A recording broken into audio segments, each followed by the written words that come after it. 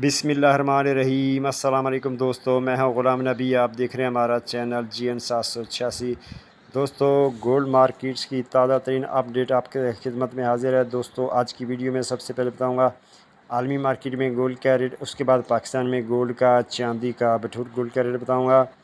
पहले बात करते हैं आलमी मार्केट की। आलमी मार्केट में इस वक्त जो गोल्ड का रेट है वो $2912 फ़ी औंस पे मार्केट है और एक औंस का वज़न होता है 31 ग्राम 100 मिली। अब दोस्तों, आलमी गोल्ड मार्केट की बात करें तो आज आलमी गोल्ड मार्केट में कोई डेटा नहीं है, इसलिए आलमी गोल्ड मार्केट रेंज बाउंड ही रहेगी। हाँ, अगर कोई फंडामेंटल न्यूज़ आ जाए तो वो फिर अलहदा बात है, फिर मार्केट ऊपर नीचे हो सकती है। उसके बाद अब यहाँ बात कर लेते हैं local liberty market. Gold Barkati Lahore Pakistan आज तारीख 10 मार्च 2025। इंटर बैंक में आज डॉलर के 279 रुपये 95 पैसे। उसके बाद आज के गोल्ड के रेट की बात करें तो आज 18 कैरेट फ़ी तोले का रेट 2,31,600 रुपये फ़ी तोला। 21 कैरेट फ़ी तोले का रेट 2,70,200 रुपये फ़ी तोला।